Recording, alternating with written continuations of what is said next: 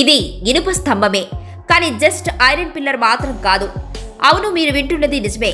గుప్తుల కాలంలో మన దేశంలో గనులు, ఖనిజ సంపదల గుర్తింపుతో పాటు లోహశాస్త్రం అత్యున్నత స్థాయికి చేరాయనే దానికి ఇది ఒక చరిత్రగా చెప్పవచ్చు.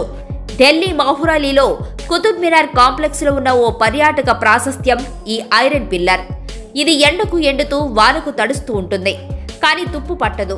ఇతర లోహాల కంటే ఇనుము వాతావరణ మార్పులకు త్వరగా లోనవుతుంది. కానీ ఈ పిల్లర్ ఎందుకు తుప్పు పట్టదు?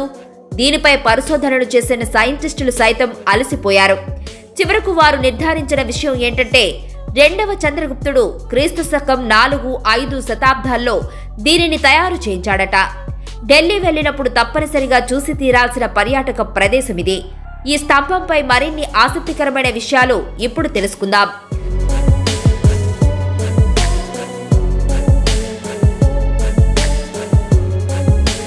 దాదాపు 1600 సంవత్సరాలుగా తుప్పుపట్టని ఇనుప స్తంభం ఇది.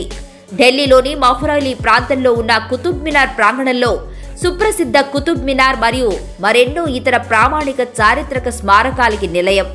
యునెస్కో ప్రపంచ వారసత్వ ప్రదేశంగా ప్రకటించబడిన ఈ ప్రాంతంలో అనేక రాజవంశానికి చెందిన కట్టడాలు ఉన్నాయి. ఒక ప్రధాన పర్యాటక ఆకర్షణతో పాటు ఢిల్లీలో ఒక ప్రసిద్ధ విహార ప్రదేశంగా చెప్పవచ్చు. 1600 సంవత్సరాలుగా గాలికి, వానకు, ఎండకు తడుస్తూ తుప్పు పట్టని ఇనుప స్తంభం ఒకటి మన ఇండియాలోనే ఉంది. ఇది ప్రపంచంలో మరి ఎక్కడా కనీ విని ఎరుగని వింత. కొన్ని వందల సంవత్సరాలుగా ఆ లోహం ఎందుకు తుప్పు పట్టలేదు అంటే అదొక మిస్టరీగానే చెప్పవచ్చు. ఎందుకంటే సాధారణంగా ఇనుము ఎంత దాచినా తుప్పు పట్టక మానదు. అలాంటిది దాదాపు 16,000 ఏళ్ల నుండి ఎండకు ఎండినా, వానకు తడిచినా, మంచులో ఉన్నా కూడా ఈ ఇనుప స్తంభం తుప్పు పట్టలేదు.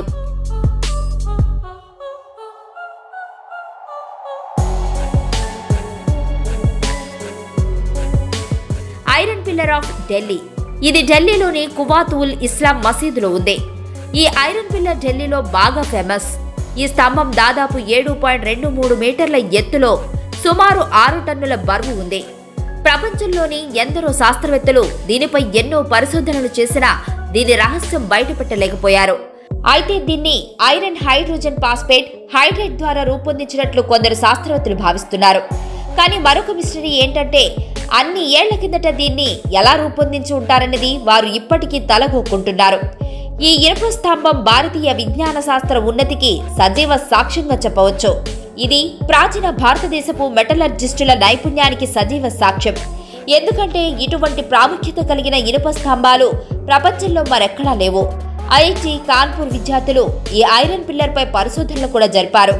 వారు దానిపై మిస్వైట్ అనే సన్నని పొర స్తంభాన్ని తుప్పు పట్టకుండా కాపాడుతుందని కనుగొన్నారు.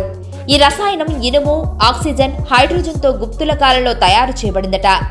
ఇందులో వాడబడ్డ ఇనుములో అధిక భాగం ఫాస్ఫరస్ ఉన్నట్లు వారి పరిశోధనలో తెలిసింది. ఇది గుప్తుల కాలం నాడు నిర్మించినట్లు వారు గుర్తించారు. ఇటువంటి మేధోపరమైన రసాయనిక శాస్త్ర విజ్ఞానమూర్తులు ఆనాడు ఎందరో ఉండేవారు. వారిలో ఆచార్య నాగార్జునుడు రసాయన శాస్త్ర ఘని.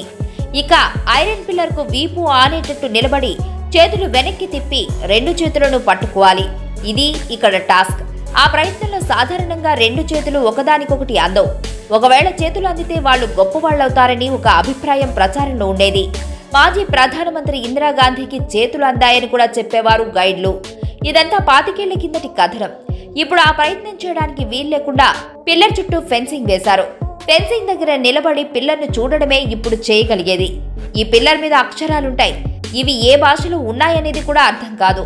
ఈ లిపి అప్పటి శాసనం కాబట్టి దీన్ని ఎంతో మంది డీకోడ్ చేయడానికి ప్రయత్నించి విఫలమయ్యారు. ఈ ప్రాంగణంలో పెద్ద వరండా అంతా కలియదిరిగి చూడాలి. ఎందుకంటే ఇక్కడ ఒక్కో రాతి స్తంభం, ఒక్కో కళామకుటం. దక్షిణాదిలో గొప్ప శిల్ప నైపుణ్యాన్ని ఇక్కడ చాలా చోట్ల చూడవచ్చు. కానీ ఉత్తరాదిలో ఇంతటి ఉలి నైపుణ్యాలు తక్కువే. ఇది అప్పటి రాజుల గొప్పతనాన్ని చాటుకునేందుకు కూడా నిలబెట్టేవారట. అంతేకాదు ఈ స్తంభం కింద భాగంలో అనంత పద్మనాభ స్వామి ఆలయం తరహాలో అపార సంపద కూడా దాగి ఉండవచ్చనే అభిప్రాయం కూడా ఉంది.